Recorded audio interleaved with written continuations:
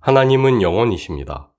그리고 하나님이 영원이시라는 것은 우리를 향한 그분의 사랑과 신실하심이 언제나 변함이 없다는 뜻이요.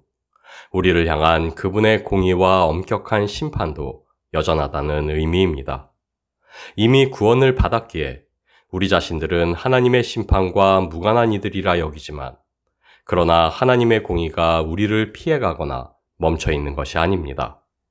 우리를 향한 공의의 심판을 오늘도 여전히 우리 주님께서 그 십자가로 감당하고 계실 뿐입니다. 우리를 구원한 십자가는 단지 하나님의 사랑만이 아닌 엄격한 하나님의 공의가 실행되는 장소였기도 하기에, 우리의 구원이 그리스도의 십자가와 무관할 수 없는 한 우리가 살아가는 구원 역시 하나님의 공의, 그 심판과 무관한 것일 수 없습니다.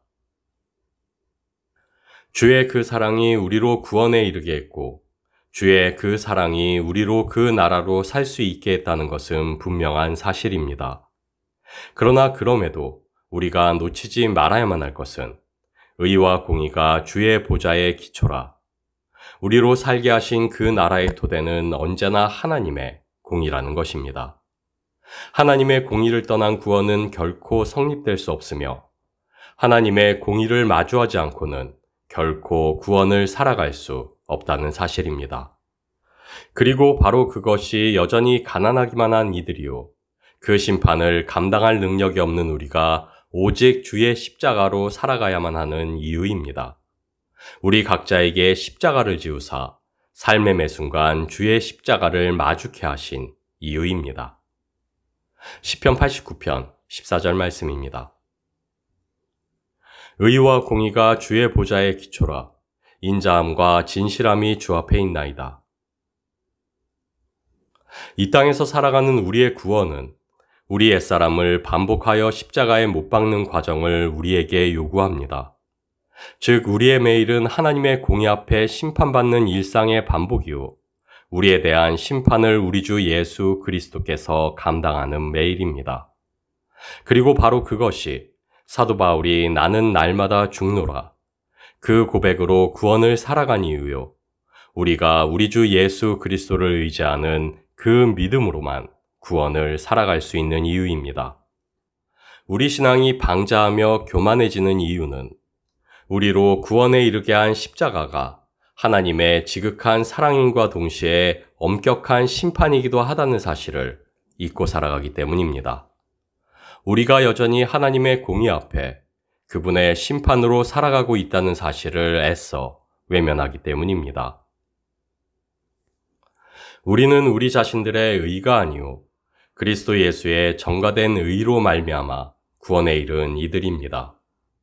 그리고 그리스도의 전가된 의로 의롭다 칭함을 받게 하신 하나님께서는 우리로 오직 그 전가된 의로만 구원을 살아갈 수 있게 하사, 우리 자신들로서는 여전히 공의의 심판을 피할 수 없고 감당할 수 없는 이들임을 잊지 않게 하셨습니다.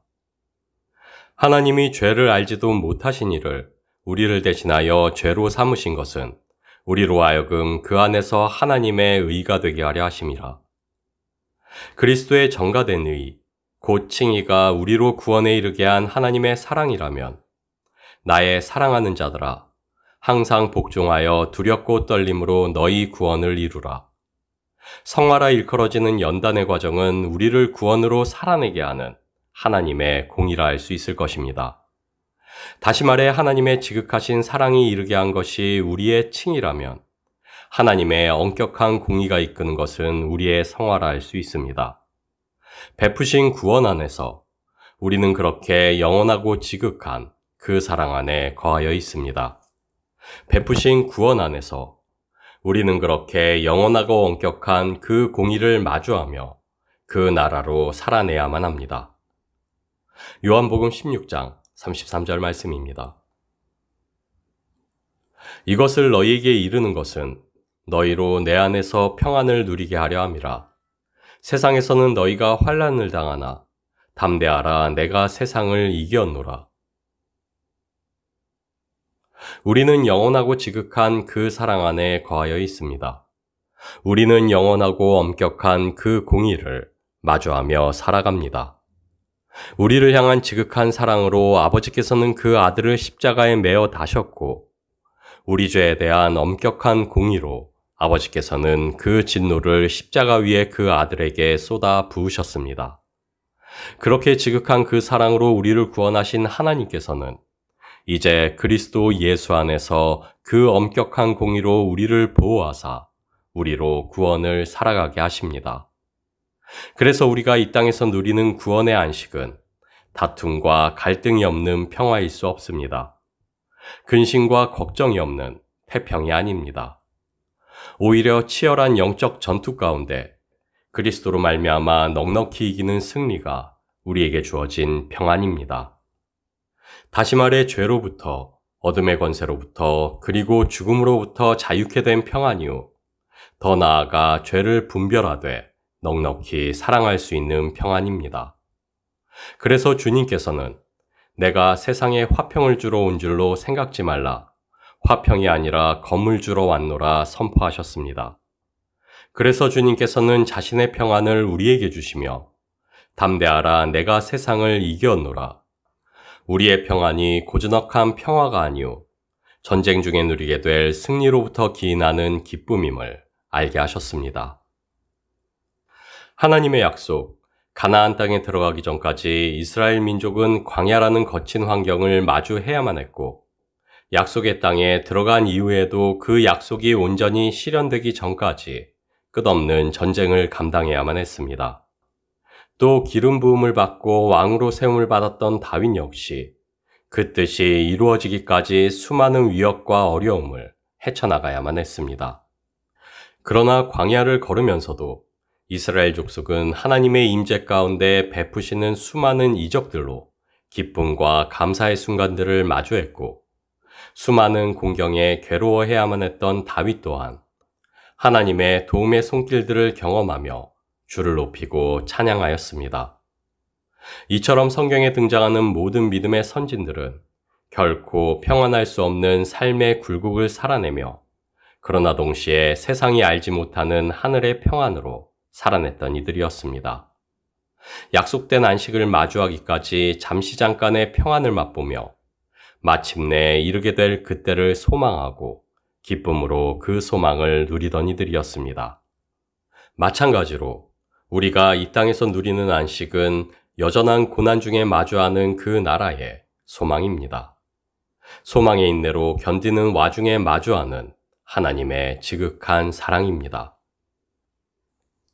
안식의 땅을 약속받고 그 안식의 땅에 이른 후에도 전쟁을 치러내야만 했던 이스라엘의 역사는 오늘 구원을 약속받고 그 구원을 살아가는 우리의 역사이기도 하다는 사실을 우리는 늘 기억해야만 합니다.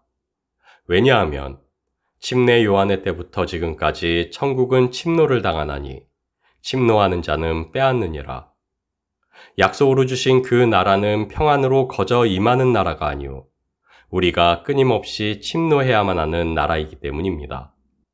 왜냐하면 하나님은 업신여김을 받지 아니하시나니 사람이 무엇으로 심든지 그대로 거두리라.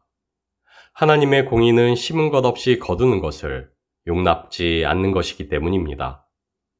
그래서 이 땅에서 우리의 가난함은 숙명과 똑같습니다.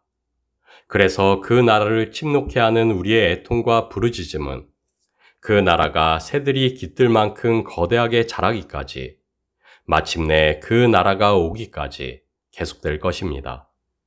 왜냐하면 우리에게 임한 그 나라는 무탈하여 근심 없는 평안이 아니오 환란이 없을 수가 없는 세상 속에서 환란을 넉넉히 이기게 하시는 이로 말미암아 누리는 안식이기 때문입니다.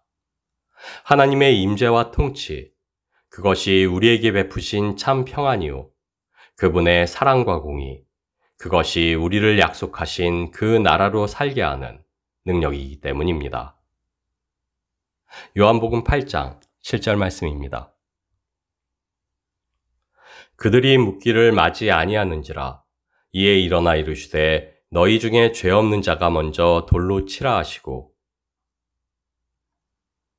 하나님의 사랑은 언제나 그분의 공의와 함께 일합니다.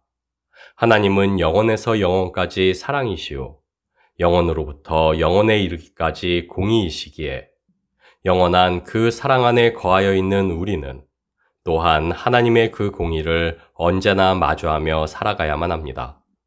구원을 살아가는 우리 역시 세상과 마찬가지로 하나님의 공의 앞에 서 있습니다. 그리고 우리의 구별됨은 오직 하나, 그리스도가 우리의 주가 되신다는 사실이요, 주의 십자가를 의지한다는 것뿐입니다. 그래서 우리는 세상에 대하여 그 어떤 우월감을 느낄 이유도, 자신들을 더 의롭다 여길 이유도 없습니다. 우리는 그저 베푸신 그 은혜를 알고 그 은혜에 기뻐하고 감사할 수 있다는 그 차이로 세상과 구별될 수 있을 뿐이요, 자신들의 가난함을 알고 그의 애통하는 자로서 세상과 구별될 수 있을 뿐이기 때문입니다. 우리가 누구이기에 세상을 정죄하고 판단할 수 있겠으며, 우리가 무엇이기에 세상을 가련히 여기는 우월감으로 우쭐댈 수 있겠습니까? 우리는 그저 자신들의 애통하고 세상을 위해 탄식할 수 있을 뿐입니다. 우리는 그저 하나님의 은혜에 감사하고 세상을 위해 탄원할 수 있을 뿐입니다. 물론 공의 없는 사랑은 없으며 사랑 없는 공의란 있을 수 없기에, 그래서 우리에게 명령된 사랑 또한 공의와 무관할 수 없음은 분명합니다.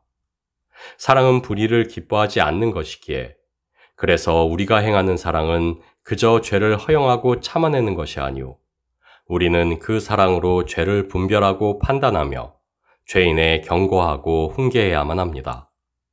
그러나 우리가 알 것은 사랑이 죄를 미워하는 것이라 해서 우리에게 주신 그 사랑이 우리로 죄를 심판하고 정죄하는 데까지 이르게 하지는 않는다는 것입니다. 왜냐하면 심판은 하나님의 권세요, 우리에게 허락된 권세가 아니기 때문입니다. 그래서 우리는 우리에게 주어진 권세, 주의 사랑으로 죄를 분별하되, 그러나 죄인을 정죄하고 심판하지 않습니다. 하나님이 우리에게 그리하시듯 죄 가운데 있는 이를 용납하고 감싸 안으며 그가 회개에 이르기까지 인내할 뿐입니다.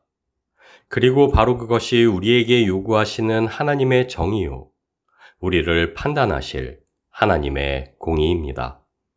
우리의 구원은 지극하신 하나님의 그 사랑 안에서 엄격한 하나님의 공의로 그분의 나라를 살아내는 것입니다.